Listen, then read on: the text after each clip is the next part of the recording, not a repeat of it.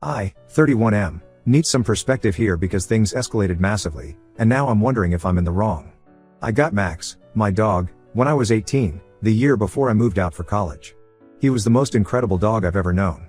My parents, 66F and 68M, and I have had several dogs before him, 6 to be exact, but Max was different. He was a yellow Labrador with these soulful brown eyes that could melt anyone's heart. Every morning when I lived at home, he would wait outside my bedroom door, tail wagging, ready to start the day. Even after I left for college, whenever I came home, he remembered me and would get so excited he'd run in circles until I petted him. Leaving him behind when I went to college was one of the hardest things I'd ever done. I remember my last night at home before leaving. He slept in my room, which wasn't usually allowed, and my mom found both of us curled up on my bed in the morning. After that, my parents started letting him sleep in their room. I guess they missed me too. For context about my relationship, I've been with Sarah, 33F, for almost 2 years now. We met through mutual friends at a work event. She has 2 kids, 7M and 4F, from her previous marriage, and in the beginning, everything seemed perfect. She was funny, caring, and her kids were wonderful. I really bonded with them. We would go to the park together, I'd help the older one with his homework, and the little girl would always get excited when I came over. Things were mostly good between us until now, though looking back, there were some red flags I probably should have noticed. Sarah could be quite possessive at times.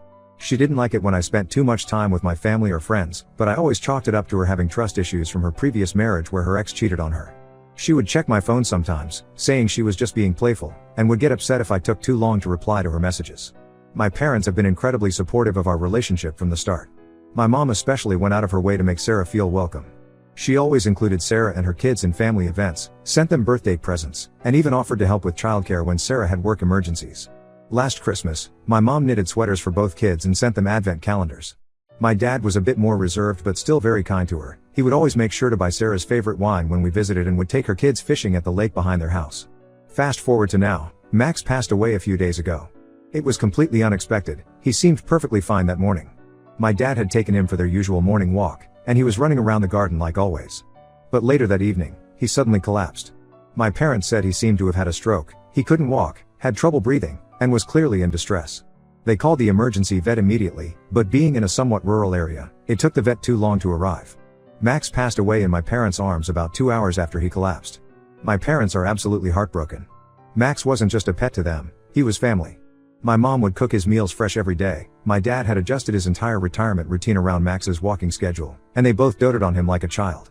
After I moved out, Max became the center of their world. Every morning started with his walk, every evening ended with his bedtime routine. My mom even had a special song she would sing to him while giving him his dinner. I live in the UK now, while my family is back in Canada. When my mom called to tell me about Max, I could barely understand her through the tears. My dad, who I've maybe seen cry twice in my life, was sobbing in the background. It broke my heart. While flying back home is expensive, especially during Christmas, this felt like the right time to visit. They needed support, and honestly, I needed to be there too, to say goodbye properly and help them through this. 2 days ago, I told Sarah I was thinking about going back for Christmas. She didn't say much at first, just that I should decide soon because she needed to plan. Yesterday, I told her I had decided to go. That's when everything exploded. She started screaming that I was ruining her Christmas and that I was choosing a dead dog over her and her kids. For context about our Christmas plans, Sarah has her own family and friends in the UK. I was only supposed to go with her to one event, her office Christmas party on the 23rd. The only other plan we had was a Christmas light show on Christmas Eve, which I would have to cancel. But she went completely ballistic. She's working from the 27th, so we really didn't have much planned after Christmas anyway. I even offered to buy her a nice gift to make up for missing the light show, but that just made her angrier. Then, it got worse. She called my mom. On speakerphone. She accused my mom of being a terrible mother and manipulating me into going home. She said my mom was interfering in our relationship and trying to break us up, over a dead dog, her words. She told my mom she was pathetic for grieving so much over an animal and that she needed to get over it. My mom started crying multiple times during this call. It was awful. I tried to grab the phone to end it, but Sarah started threatening to accuse me of domestic violence and call the police if I touched her phone. If that wasn't enough, she then went into our bedroom and came out with my passport. She said she'd destroy it unless I transferred £1,000 to her, as compensation for ruining her Christmas plans. I didn't see another way out of the situation, so I sent the money. Once I had my passport back, I packed some essential things, told her it was over, and left. I'm staying at a hotel until I leave for Christmas. Now she's blowing up my phone with messages, calling me the worst person ever, saying I'm not a real man, and spewing hateful things about my mom. She's saying I'm abandoning her kids right before Christmas and that I'm just as bad as their father. Honestly, I can't believe how cruel she's being. I would have gladly brought her and the kids with me, but it would have cost £6,000 to fly all 4 of us back to Canada. That wasn't realistic for either of us. For context about my previous support, when her father passed away last year, I paid for her and her kids' flights to go back to her home country, covered part of the funeral and hotel stay, totaling maybe £5,000, and stayed with her at her place, where it's challenging to WFH or get to my office, for almost 2 months because she kept begging me to stay. Please help me think straight and rationally? She is making me feel like I'm the wrong one here, but I don't get it. If something like this happened to her, I would have been so supportive. Edit, just to add some context, last year when my grandmother passed away, Sarah convinced me not to go to the funeral because she had planned a weekend trip with her friends and wanted me to watch her kids. I regret listening to her then, and I refuse to make the same mistake again. Update 1 first, I want to thank everyone for their support and advice. I was overwhelmed by the responses, and they really helped me stay strong through what happened next. A lot has happened in the past 2 weeks, and I need to get this off my chest. I went home for Christmas and spent time with my parents. The house felt different without Max there. No clicking of his nails on the hardwood floors, no jingling of his collar, no happy barking when someone came to the door. My mom had left his bed in their room, and his toys were still in his basket in the living room. None of us had the heart to move them yet. We spent the holidays sharing memories of Max. Dad showed me videos he'd taken of Max playing in the snow last winter. Mom had kept all of Max's Christmas stockings from over the years. She would buy him a new one each Christmas and had saved them all. We hung them up together and cried a bit, but it felt healing somehow. Mom was still upset about Sarah's phone call. I could see her tense up whenever my phone rang, but we tried to focus on remembering Max instead of dwelling on the negativity. However, things took an unexpected turn when I returned to the UK last week. While I was away, Sarah had been busy making my life hell. First, I found out she had contacted my workplace. She emailed my HR department claiming I had stolen money from her and was fleeing the country. She even sent them screenshots of the £1,000 transfer, but conveniently left out the messages where she threatened to destroy my passport. She also filed a police report about the money, claiming I had taken it from her account without permission. She told them I had a gambling problem, completely false, and had been stealing from her for months. The police initially took it seriously because she had proof of the transfer. I had to spend hours explaining the situation to both HR and the police. Thankfully, I had screenshots of everything, her threats about the passport, her messages saying she would accuse me of domestic violence, and the entire conversation leading up to the transfer.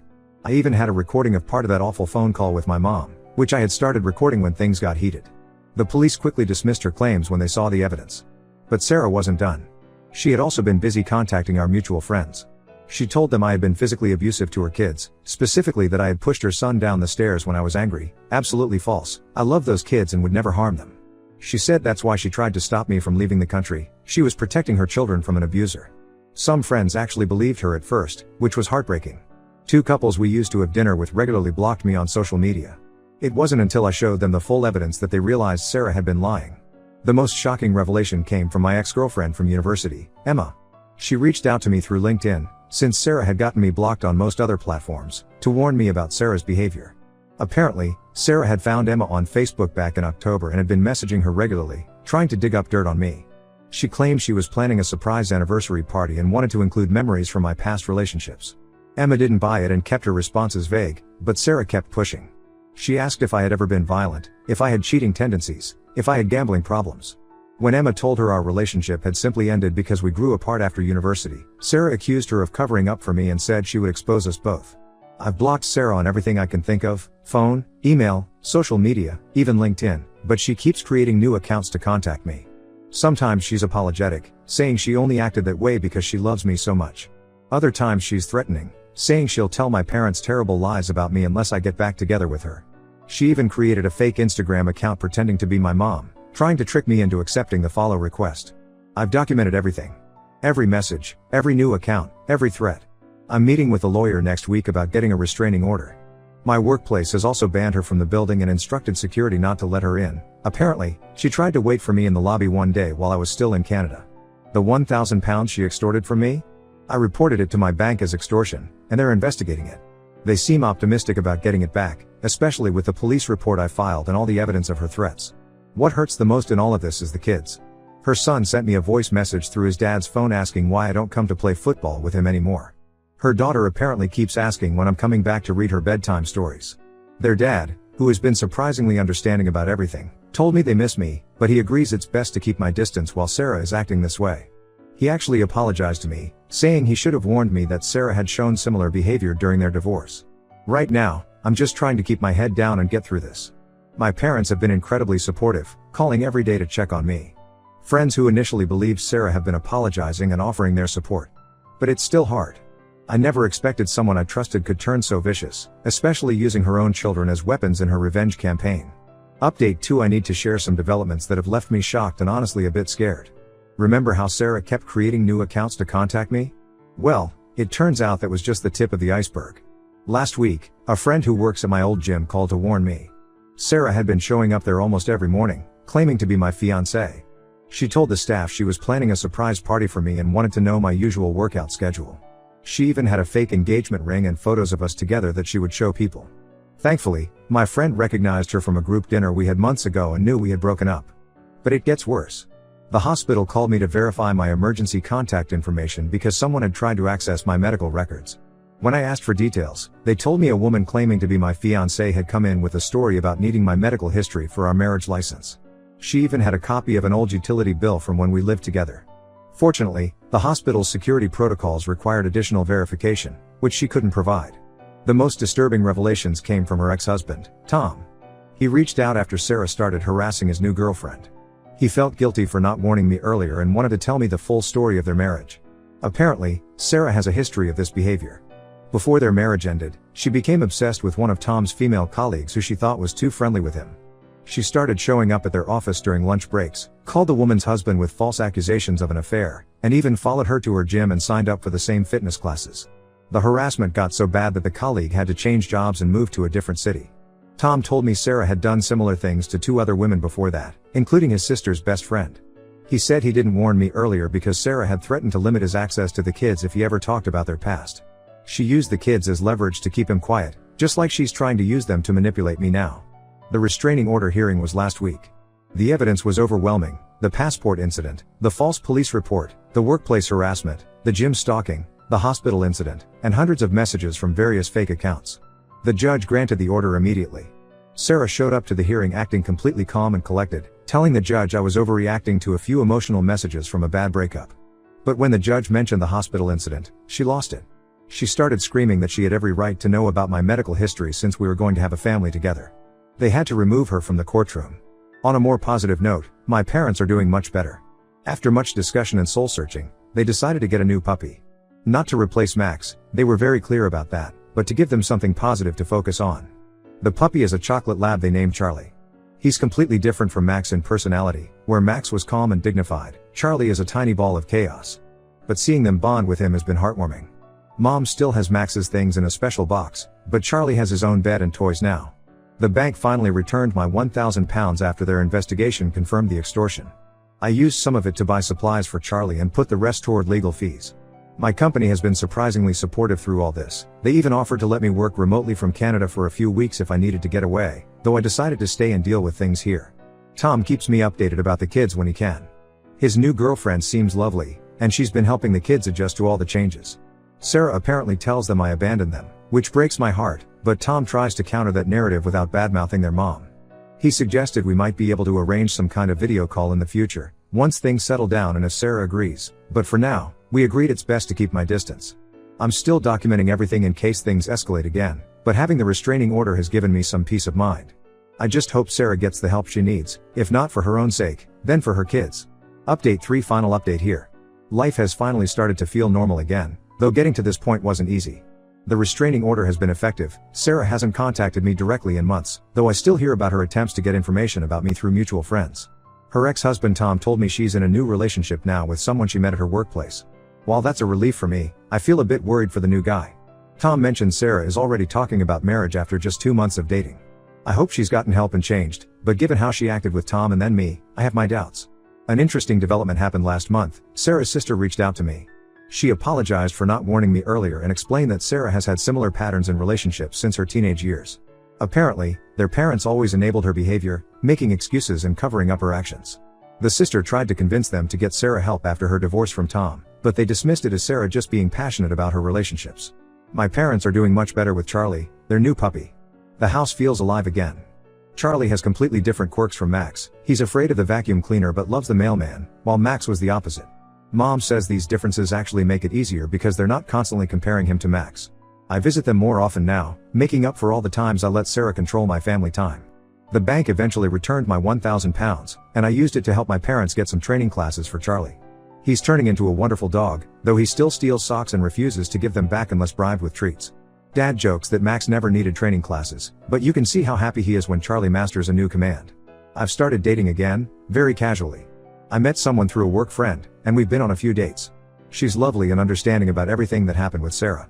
When I explained why I needed to take things slow, she completely got it.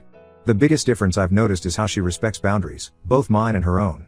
There's no checking of phones, no demands about my time, no guilt tripping. It's refreshing, but I'm still proceeding cautiously. I still miss Sarah's kids sometimes, especially during holidays or when I pass by their favorite playground. Their dad sends me updates occasionally, which helps. The older one is doing well in football, and the little one has started reading on her own, things I wish I could celebrate with them. Tom says they still ask about me sometimes, but less frequently now. He thinks they're adjusting well, and that's what matters most. My work life has stabilized too.